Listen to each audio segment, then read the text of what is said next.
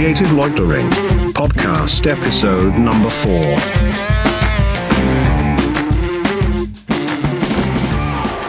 But yeah, I mean, I honestly want to get back. I want to get more involved into audio because obviously, you know, what I do, audio is extremely important for video. I feel like audio is even more important than video because you could have the best video footage in the world, but if your audio is terrible, everybody will know, and your quality would just go down the drain. What did somebody say to me the other day? It sounded something like people will watch a video with bad quality, but they won't listen to bad sound. And yeah, and I thought about that for a second. I'm like, yeah, that's probably true. Because I will watch bad video. Oh yeah, Yeah, especially you know if it's like sometimes like during the pandemic, UFC will post old fights on Facebook, and some of them the quality's iffy. Yeah, Like I don't care. Yeah. I'll still sit there and watch it. Yeah. You know, we were watching old Muhammad Ali fights. You know, with terrible that quality. is crazy. You're right though. Right. But if the sound quality isn't there, people are really susceptible to that. So when I started getting into this, I wanted to make sure that there was some level of quality. So the what you hear goes unnoticed. You either say, "Hey, that sounds good." This nice, rich, warm tone to the audio, because good audio is meant to go unnoticed. You know, that's just one of the old rules that they like to say.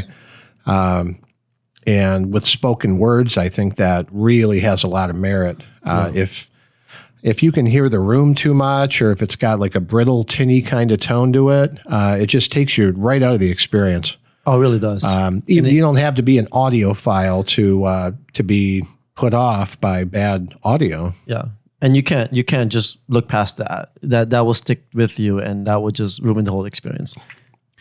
Right, and that's where, I think you're absolutely right. Any cinematographer or videographer, that's always the challenge because you're a lot of times you're on location. You've got to use these supercardioid or hypercardioid mics to capture the dialogue in challenging situations. And if you're a little bit off axis, you're picking up noise, and then you're doing a lot of cleanup in post. Yeah, a lot of cleanup in post.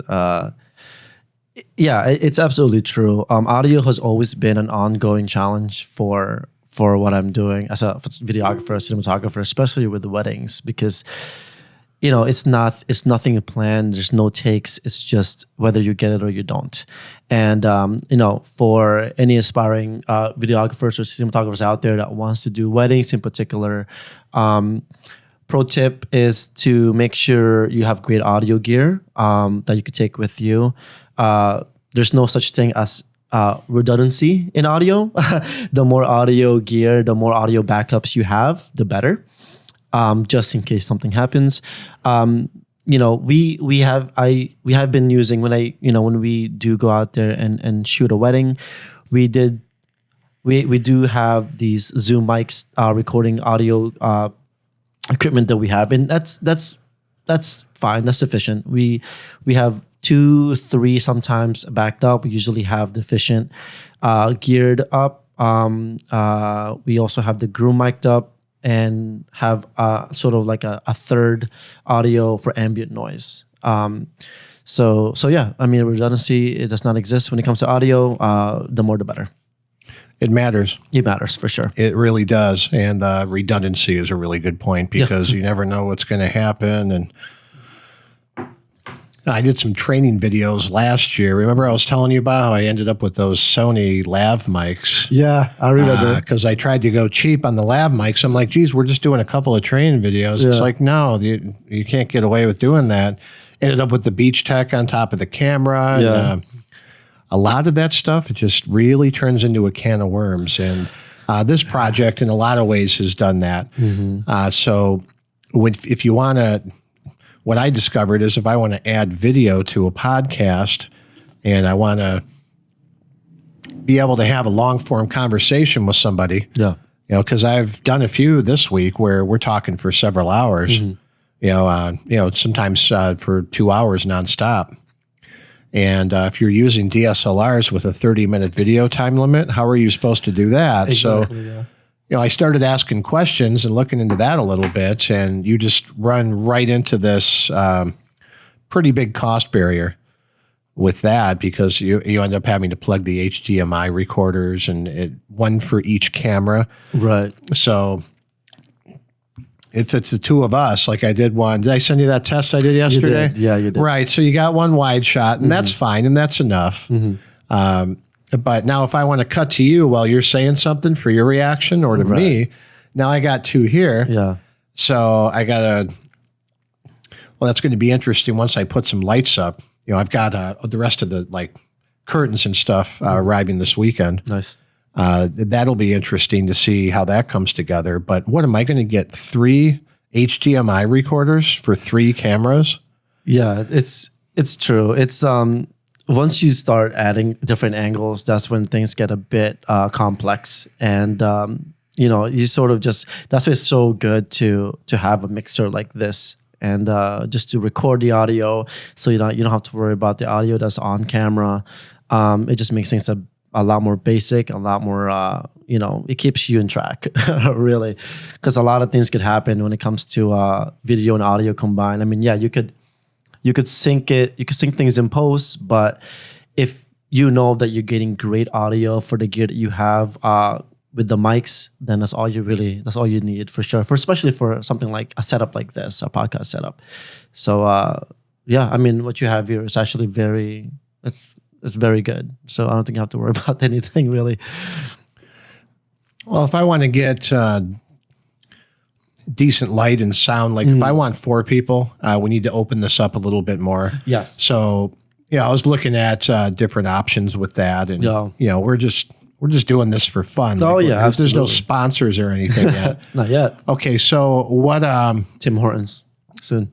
Yeah, there you go. And then they'll force Wendy's on us. They'll be like, you got to talk about Wendy's too. All right. So you end up in a situation where there's just this, endless forward momentum. The gear lust never ends around. It never here. ends, man. It never ends. No, and as a recovering audio gear addict, no, I was into that for years. I bought and sold $500,000 worth of pro audio gear. That's crazy. Yeah, because I owned a recording studio, and then I moonlit as a mix engineer. I had a mixing suite for a few years. So lots of gear coming in and out. There's nothing I liked better than buying gear and messing around with it, keeping what I liked best. Sales, great vintage stuff. Yeah. But it's time consuming. So what you're really talking about is you've got a distraction, and then you've got these rising costs. You get into the video.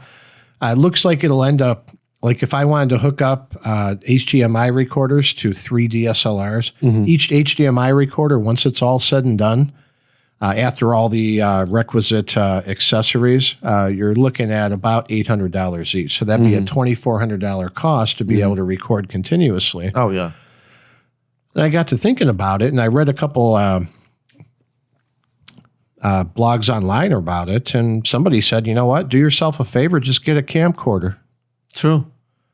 That is true. I mean, you're pretty much getting the same shot. I mean, it's not like you're trying to get a crazy depth of field or get a crazy cinematic shot of what we're doing here. It's just one static shot, and that's that, And I'm sure that's what they do for well-known podcast channels out there.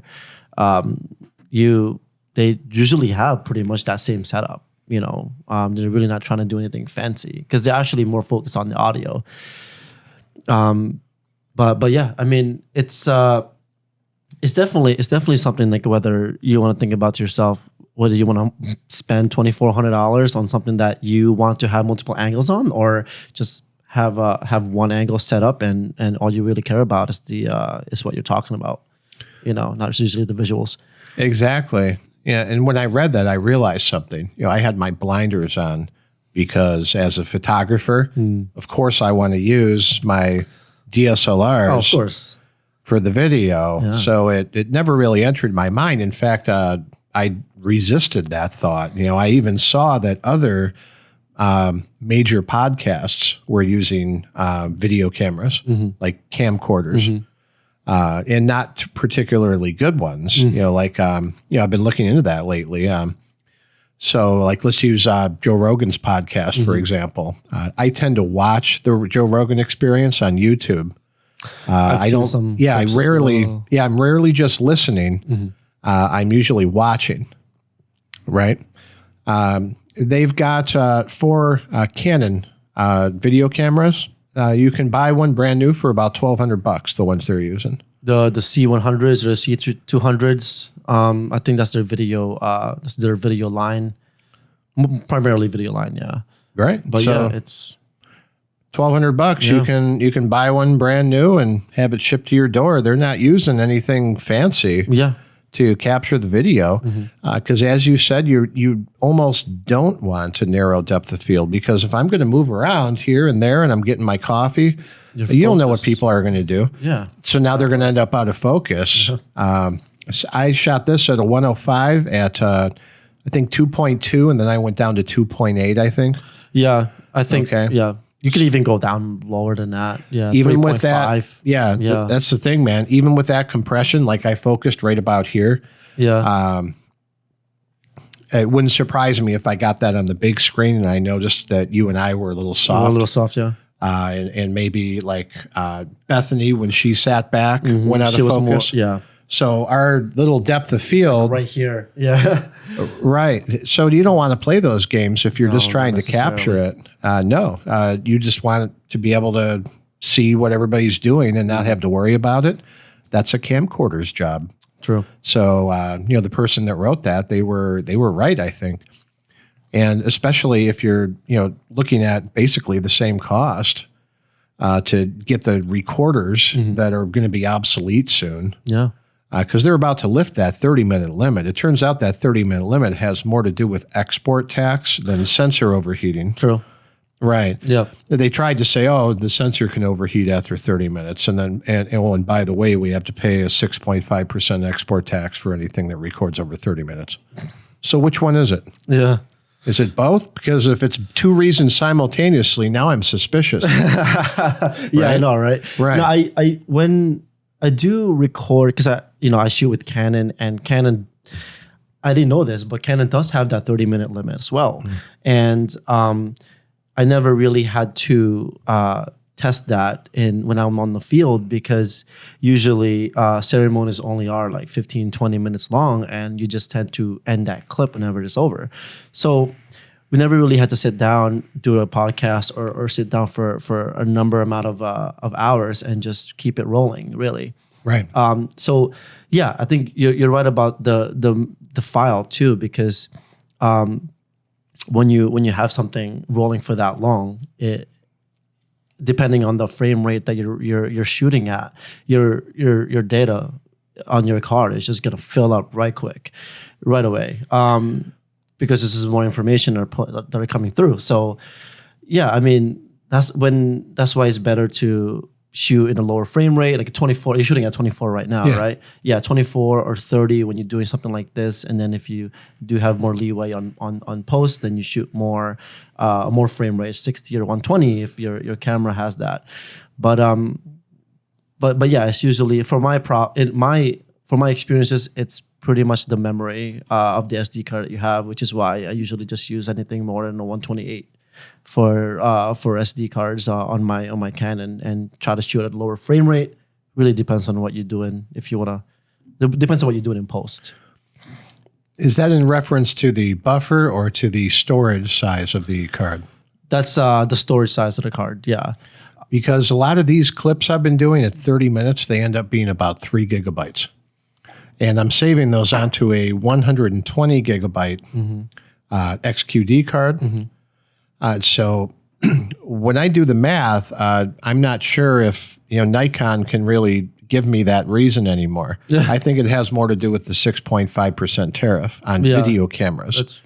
You can't call it a video camera unless it records more than 30 minutes, and that is why it stops at 29 minutes. Gotcha. That's the way it was explained to me.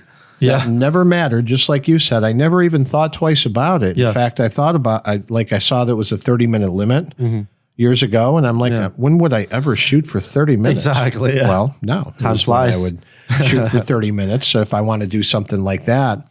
But again, it's just not the kind of footage where you're trying to be too artistic. We're not watching a movie. Right. Exactly. Yeah. Well, if you have good lighting, lighting is key. Lighting is king. So once you have the lighting set up, it honestly doesn't really matter. If you could deal with the 30-minute mark, then really audio is more important than anything else, which is the case here. Yeah, I was texting a buddy of mine about this problem, and he's like, just have somebody stop and start the camera. Just have an intern just go in behind the camera and just do it. Yeah, I'm like, well, and if nobody's around, like today, I'm like, I just get up and walk over there and switch it. Yeah, it really is now, simple. If there were multiple angles, now you got to do multiple cameras. Yeah. And so I would time that, like if you're talking, but if I get up and I start walking around, I'm going to throw you way off your thread. Whatever you're talking about, I just distracted the hell out of you. Yeah. And that's the problem that I have with it is I want something similar to this box where I can just set it and forget it. And it's just going to work. And I don't have to think much about it. And it's just going to just produce the source material that I need with as little processing and post as possible. Right now, this is recording with a noise gate in the signal chain. Oh, really? Oh, okay. So if we both give a moment of silence, there's no room tone. It's just dead silence. Dead silence. It's just nice. Yeah, and they got the attack and the threshold and pretty well. And as you can see, it's a very, very slow release, which is probably the right call. But the attack was, I tried tweaking it. This is the newest beta firmware I just installed on here. And they give you the option to change the attack on the noise gate. Oh, wow. They already had it dialed in perfectly. Yeah. I moved it a little bit, and it was giving false starts, or it wasn't kicking in fast enough. They had it dead on perfect already. Wow. So they gave a lot of thought to this. And another thing you might notice on there is that Aphex did some of their effects. So they brought in a third party to make sure they got the sound right, because this is the first box Rode has ever produced, to my knowledge. Wow. They're a microphone company. Yeah. And they make microphone stands. Right. They don't make a recording interface. Wow. Until now. Have you tested this interface and this whole setup with someone who plays music? Nope. Yeah, you haven't? Okay. No. I was just going to ask you about that too. Would that something that you'd be open to? Oh, absolutely. Perfect. I plan to do that. Yeah. I just recently restrung an old acoustic guitar. I haven't played in 10 years. I was thinking I would do a test. The technology is the same. And in this newest version of the firmware, it will give you the option to separate the tracks. So it'll record me on a separate channel and you on a separate channel. So I can then open that up in my favorite DAW and mix it down later. Oh, nice. The way we're recording now is this is mixing it into a stereo wave file altogether. Okay, so our voices are mixed in. So there's not like one track for Robert, one for Rick. Yeah, it's just one track. Wow. And the noise gate's baked in too. If I want to, I can set it to give me a bunch of separate ones. Yeah. So I can, I end up with 14 channels of audio. And that's yeah. So that's a lot. Yeah, you've got some stereo. A lot of it's maybe a little bit too much. So you've got the phone interface. Yeah. For the mix minus for the phone calls. You've got the USB, so you can play sound or whatever you like through your effects computer. Or whatever. Yeah. Right. So if I've got stuff on my computer I want to run during the podcast, I can plug the computer straight into it. And that's also how you load the sound effects into the onboard storage. And then you've also got the Bluetooth, for the phones, or you can run videos. I ran a video clip during a podcast the other day. Oh, that's cool. Right. So it'll just dial in, and if you want to bug somebody on the phone and mess around with that, it connects very easily. Is this Bluetooth as well or no? Yes. It is. Oh. Yeah. So this Bluetooth. Oh, will, there it is. Okay. Yeah, that'll allow you to do phone calls or to run any kind of sounds you want on your device. Yeah. So if I wanted to play a song for you, I could just pull that up and it would run right through. That is amazing. Yeah. So for this particular interface, or this particular setup, does Rode came up with its own audio editing software, or do you just edit through Premiere or whatever software you use? Yeah, whatever you like. Oh, okay. Yeah. What it's doing is it's just giving you 24-bit 48K WAV files. Oh, okay. And so there's a micro SD card in the back of the unit. So what I've been doing is just putting that into the SD adapter immediately so I don't lose the micro SD card. I wish they wouldn't use those. They're too small. And SD is about as small as you need to get, I think. I mean, honestly, it's a giant box here. Oh, Come on, guys. Yeah. So I plug that in and I just export it onto an external hard drive and I run it off there, Thunderbolt, on the MacBook Pro. Nice. Yeah, and that works out just fine. But, I'll see if I can.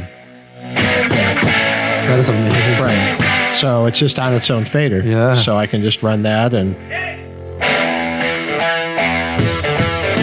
Yeah, so what you can do is you can kind of do like a, you can kind of cue that up and say, okay, and we're back, and then just fade it out. Right. Absolutely. That's awesome. Yeah, so that works just fine.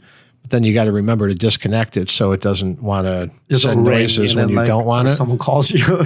Oh, right, because I didn't tell this to connect. It was already connected just due to the vicinity. It's like, oh, I know that device. Yeah. So it just connects. It just I'm like, connects no, to maybe you shouldn't do that because if I get a phone Do a call, live podcast here. well, even if in silent mode, I don't know what it's going to do. I don't want to find out. You know, I've got a Bluetooth speaker that does that too. I got to turn it off because it's constantly meddling with my phone calls, whether I like it or not.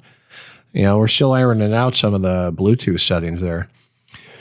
But, circling back to what we were talking about earlier with this series, let's call it, these, podcasts, what I'm hoping it can be is an opportunity for people who don't get to see each other too often or have never met anybody to just kind of get in on some of these conversations about creating visual art, photography, cinematography.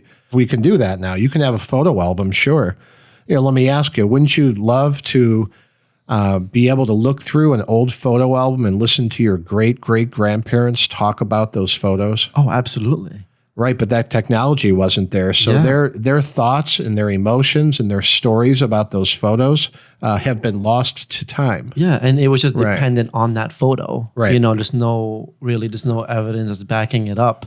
I would love that. And that's why when you started talking about, pick the best or the 10 to 20 images that means to you the most, or that you're proud of, or that has a certain story, like. I think that's a great concept because depending on who you are and what type of artist that you are, you and depending on the type of image that you pick, there's always a story there. There's always a story behind that photo, behind that video that you created, and I think that's a great way to learn the artist that comes through. What their style and where their background, where they come from and all of that. So yeah, I think it's a great concept. So I'm all for that. I was reading this psychology book recently where they talk about talking out loud to someone else accesses a completely different part of your brain. I agree with that. Than your inner dialogue. Yeah. Okay, your inner dialogue's bullshit and it's just set on auto repeat anyway. Right. Yeah. One of the best ways to work through an idea is to be talking to someone else out loud. You're accessing a different part of your brain.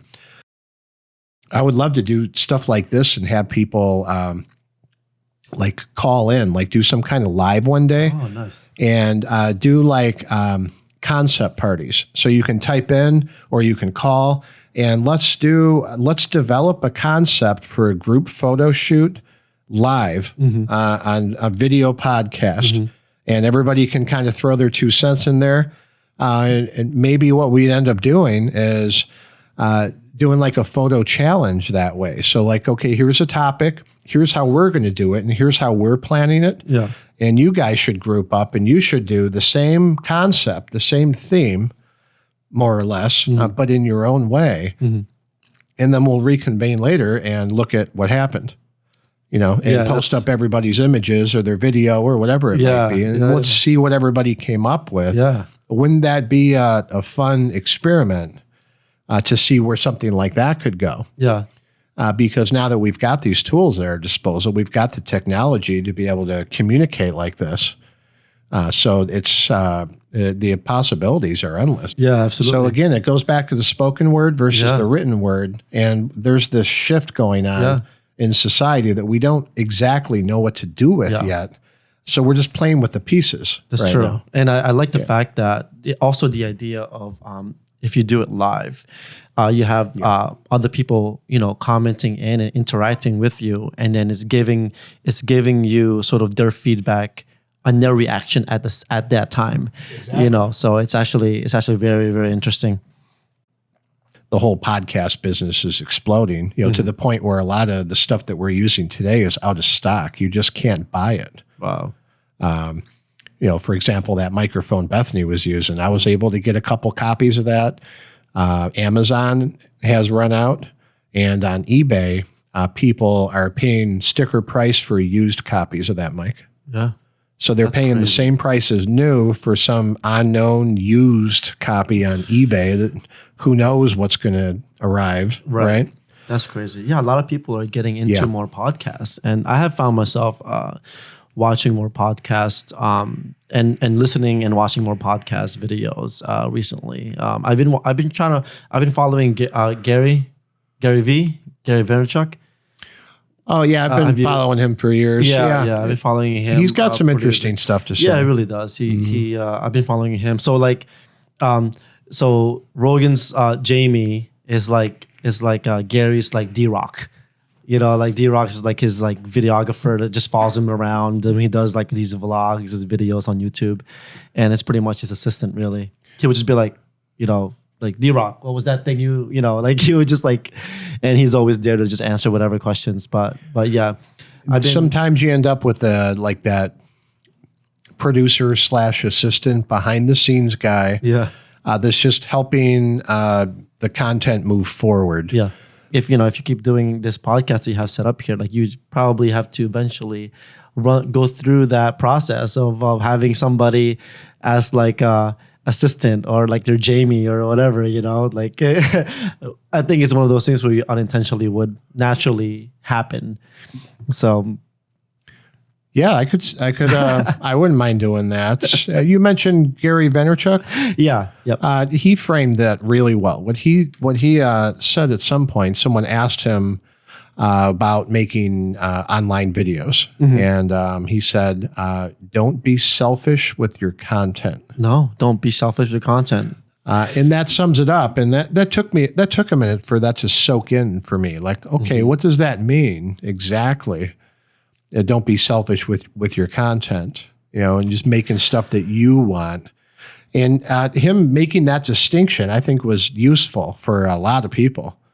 To at least to have that idea in orbit, to just kind of let anything pass through that filter. Am I being selfish with my content? Because sometimes the answer can be yes, and that's okay. Yeah. But that question needs to be on the table, for some things. Yeah, I think that's the motto I think that he's sticking with, and that he's been expressing the whole time. And because he would always make content, especially video content on, whenever he goes out for workshops and talks, he would just share his ideas, because his main thing is how to create a business. That's how. That's pretty much, the bread and butter of his content is how to create a business from scratch, how to make your passion be your career. And, he's just putting out all these ideas, and I'm sure he gets a lot of people telling him like, why don't you charge people for this? And I'm sure he does, but like, he's also, sharing the ideas that he thinks that generally would help people. And I think that's a great thing, because, it's all going to help him out really for exposure, puts out a video out there. that's just another person that sees his video and shares it. You know, it all is all helping. It's all beneficial to his business or to his thing or what he stands for. And he also, another thing that he does is that he literally takes one content and breaks it up. So, for example, he would do a podcast just like this, and what you're doing, you would videotape the podcast. So now you have video content, and now you have audio content in different platforms that you could use it on. And he could take a simple photo. Now you have a Snapchat content, Instagram content, Facebook content. So he's trying to literally break down one footage and create it into 20 different footage that he could use in 20 different platforms. That's why he's super active in social media. That's smart. Yeah. You know, that's the next step around here is learn more about that. Yeah. And that's what Bethany and I were trying to exercise in for Coffee and Sunsets.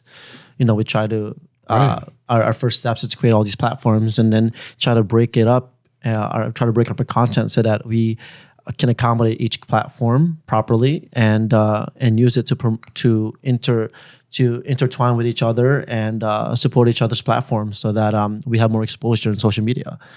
And that's the way to do it if you want to pollute the internet. To say it. Yeah, I haven't spent much time on any of that at all. I just don't post much. It's kind of strange how that's developed. Like I post a lot less than I used to. Yeah. Because I just don't feel a need to do that. I'm not doing what I'm doing for attention. Mm-hmm. I'm being selfish with my content. You are being selfish with your content. Because I'm doing what I want to do and I'm shooting what I want to shoot. Yeah. And I'm creating that content, and I'm just not spending a lot of time thinking about what anyone thinks about it. Yeah, no, that's actually, it really depends on the type of content you're putting out and, what to expect back from it. Yeah, so the answer is nothing at this point. But at some point, maybe I've got some commercial shoots. My first one in quite a while is tomorrow. So as part of the reopening. I'm able to go and make some money taking photos, and I'm looking forward to that. I got 2 booked in the last 2 days, which is great. One thing that Gary Vee said recently, I watched one of his videos. He was talking about how to handle when people leave your company. And, in his typical manner, he's just sitting there. He's like, don't worry about it. He's like, if they want to leave, I wish them well, and that's fine. He's like, some companies, they want to inject some of that Gary Vee DNA. Yeah, right. So their value goes up because they worked for me, and they're able to go get a job somewhere else. Mm-hmm. But there's always somebody else who wants to come and work here. Mm-hmm. And, the point I think that he was making is, with this additional exposure that he's got these days, there's just a lot more people that are just in orbit that want to work for him. Mm-hmm. And that's just not a concern anymore. Yeah.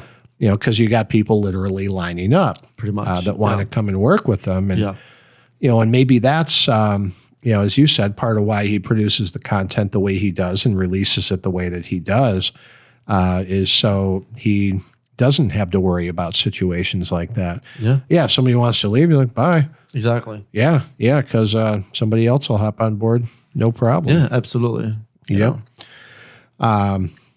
So let's see how this sounds. I'm curious to compare the room sound because as you're monitoring, you probably hear a little bit of this and that. Yeah, I did actually. Yeah. And, so what's fun about that, and maybe we'll talk separately with the microphones muted as a test before we stop recording. Yeah, let's do it. But what I've noticed is I'm hearing the room in real time, and then I'm hearing my mix through the headphones, through the microphone that's also picking up the room. So I've got these early reflections. Gotcha. It's hard to tell which is which as they combine in my ears with headphones on. Yeah.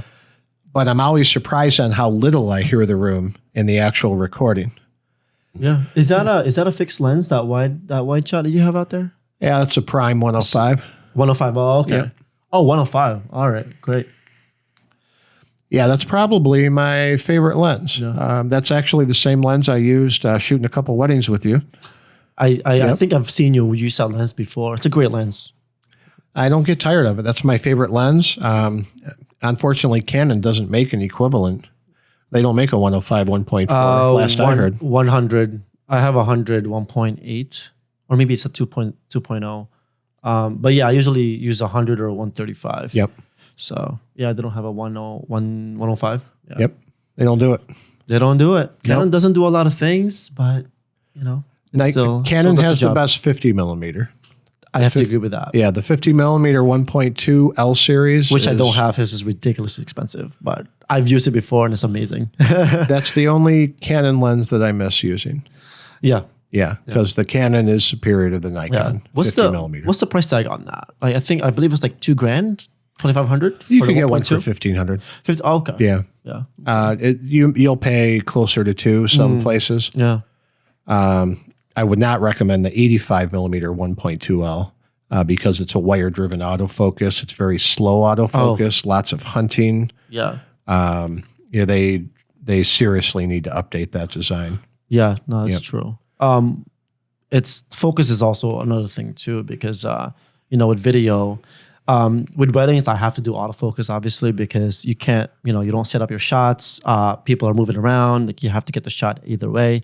So tracking autofocus is probably the best setting. But if you do projects like this or projects where it's like a short film or things like that, and when you have the scenes set up and ready to go, and you have your shot list and everything else, then manual focus is the key. Obviously, I'm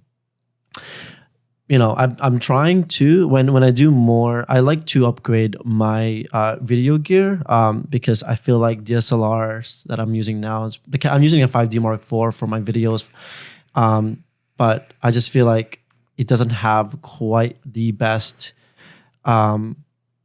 focus as far. I mean, it kind of do with the lens too, but I feel like I like to upgrade with maybe a Black Magic or maybe something similar to it. So just more video. Oh yeah, that's serious business right there. Yeah. I'd like to one day, hopefully. But what about this Canon release that everybody's talking about? They're supposed to the C series or like I don't. Somebody was telling me that Canon is about to release a new camera, either mirrorless or DSLR, that's got like 65 megapixels. Wow. And it's going to compete with Sony in terms of accurate autofocus and eye recognition. And it's just basically going to drive a lot of the people who jumped over to the Sony platform back to Canon. Right. So I've talked to a few people. They're actually waiting for the new Canon release instead of switching to Sony. Is it so? It's a mirrorless R. It's probably like another like EOS R. I think it's the EOS series. R or something. And then it's probably like the updated version maybe of that. Right. So this is it was supposed to be like a flagship Canon release. Wow. Which they desperately need. They do. Nikon is in big trouble. They predicted 2020 losses in the third quarter of 2019. They already knew they were headed for trouble. And then they released the D6 flagship camera, and it was not well received at all. Nobody wanted to buy it. Number one, it's over $6,000. And why do I want that? And that's where they screwed up. They're like, hey, buy our flagship camera. Go get a D4S. Get the D5. Yeah. Okay, so you want me to give you $6,500 for a D5, but everybody is openly admitting that my D850 that costs exactly half is going to look better at below ISO 400. Yeah. Okay, so unless I'm a photojournalist or a sports photographer, and I really need that high frame rate, if I need to do 16 FPS, or if I'm going to shoot to JPEG a lot, because the JPEGs do look better in the D series. Really? Oh, yeah. Wow. Yeah, so it's just something about that algorithm. That's weird. So unless I'm shooting to JPEG, like if I'm a photojournalist, or if I'm an old school photographer that spent years with film, that just knows his white balance so well, he's not going to need auto white balance, or he's not going to worry about that. That's when you would want to use one of those. And plus, it's just a solid camera. Right. But is it worth double? I don't know anybody. I know very few people using those, and I don't know anybody who wants to buy the new one. I don't know one person who wants to spend $6,000 plus for the Nikon D6. Not one person. No. I don't know anybody that's getting the what is the 780 they came out with, like the new D750. Oh, like the D750 is 9 years old now. It's a good camera. People still use it. Don't re-release that. Okay, if any time and energy you guys should be putting into your mirrorless system. True. I think that's the issue is with either Nikon, Canon, or any company really. It's like whenever they do release something like that, they tend to accommodate a type of artist, like a type of, whether it's photo or video, they tend to accommodate that a little bit more, but then, they tend to accommodate that a little bit more, but then end up sacrificing certain specs that really mattered in the beginning. Exactly. So like it sucks, but. Yeah. It's like too many cooks are spoiling the pot. Something's going on. Yeah. Sometimes, and you can move that up here if you wanted to. It seems like that's what happens sometimes. Like I can picture like a bunch of idiots in a conference room, all forcing their ideas down the engineers' throats to the point that they can't make an effective product. Right. Something's going on. Something went wrong. You're right. I don't know. So I like Nikon cameras. I like Canon cameras. I like Sony cameras. I would consider a Panasonic or a Fuji. I don't care. There's so many good cameras out there. And it seems to be a pretty close race at this point. If this new Canon release is half as good as people are saying, that'll possibly put them slightly ahead of Sony, in terms of having the most popular and coveted camera. I'll have to do some research on this new release.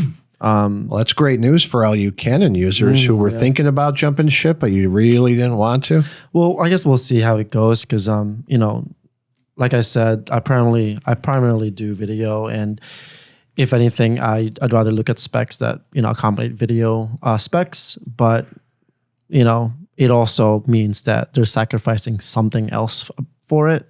So it really just depends on the style and what you want to do with the camera, whether you want to do video, photojournalistic things or portraits, weddings. There's always the right gear for the right people. But yeah, I'll have to check it out. Is it? Do you think it's the next EOS R? Yeah. Is it? Okay. I don't really see buying another DSLR. I don't think I would. No. I think that's gone as far as it's going to go. I think so too. That's my opinion. And people try and say, "Oh, it's going to come back." I like using the viewfinder. It's like, yeah, okay, but have you tried the digital viewfinders? Those are kind of nice too. Don't you want to see what you're actually getting? Just versus through the viewfinder, it's just giving you maximum aperture. Right. And if you want the aperture preview, which no one even uses anymore. Yeah. Some of my old film cameras, I'll do that. Yeah. I'm like, what's in focus? Like, yeah. Nobody there's a whole generation of photographers that don't even know what that button's for. So maybe we should take that off the camera. And put something else that's useful. If no one, literally no one is using it anymore, and only very recently they've made that assignable for other things. Like, so for mine, since I never use that, I use it for flash disable. Oh, okay. Right. So I'll reach around the front of my lens where normally it would be like AE or AF lock, which I don't use. I can reach and hit that and it'll disable my flash. That's really useful. Like if I'm shooting an event, I tell my Nikon D850, if I'm using my flash, cap off the ISO at 2000. That's your limit if I'm firing my flash. If I'm not firing my flash, you're capped off at 12,800. And so sometimes I will just hit that flash disable if I want to get something without it. Or if I want to get one of each, just in case. That's smart. Yeah, I'm like, that I don't know what that light just did off the ceiling.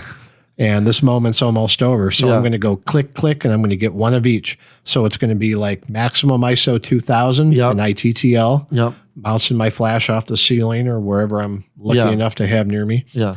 And then I'm going to get one no flash. Yeah. And that's really saved me a couple times having that. And with that particular camera, there's not really any noticeable noise up to 2000. I mean, you can see it if you're pixel peeping, but a normal human is not going to look at that and say that's noisy. Yeah. You know, it's definitely an acceptable photo at 2000. But so we can wrap right here. Come on back and do the portfolio podcast next week if you'd like. And actually, I was just thinking about with the recording, the sound recording, because we were actually looking at, because Bethany, is a musician, so she writes her own songs, and we were thinking about, if you're interested, maybe come in here test out some audio for that.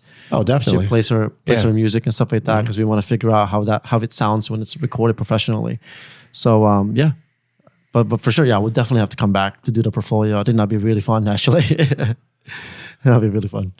Yeah, that's something that I know a bunch of people are looking forward to doing that. Yeah. Just, taking their time and talking in their own words about the photos without some ridiculous time limit or expectations. Yeah.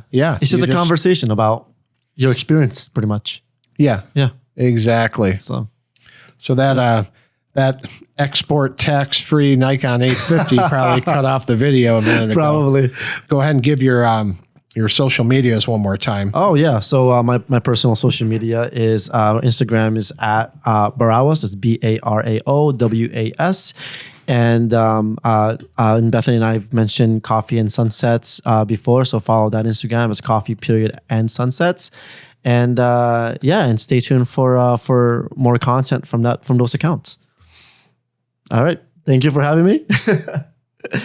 Peace out. See you next time. And that's still running. Because I realized, I'm like, what's going on here with that camera? See, that's why I was saying, video camera is better. Yeah, video camera is better. So really appreciate you coming by. It's really good talking to you. Yeah, absolutely. So come on back. We'll do the portfolio podcast, and by then we'll have it figured out exactly how we're going to do that narration. That'll probably just be, we'll have a screen here and you'll just talk about it. Yeah, I think that would be the best. And then overlay it. If you do a video, just pretty much overlay that. Right, so you can cut image back and forth. So you'll just see, because you want to be able to full screen a lot of those and just really be able to see the whole photo. Because I'm sure whoever's watching the video is gonna want to see an image of what we're talking about. So it's the best ones. I've gone to a few of those where someone's going to just have a big screen behind them, preferably just the whole stage, just a giant picture. Oh, true. Yeah, like when Henry Rollins came to the Egg. They've got this big projector behind him, and he's off to the left, and he's just sitting there on a stool with his microphone talking about it. Yeah, and I think worked out great. That worked out great, because when I used to go to Hudson Valley for fine arts, we would have artist talks. Like famous artists would stop by, established artists would stop by, and we would go in the auditorium, and they would just project their work onto the auditorium and talk about their work. So I think that's exactly podcast form. Is what you're doing here. So I think that would be fun. That'd be really good. Exactly. And we'll even try to do some music on the rollout. Yeah. Like, hey, thanks for coming back, and we'll see you next time. Okay, everybody. All right.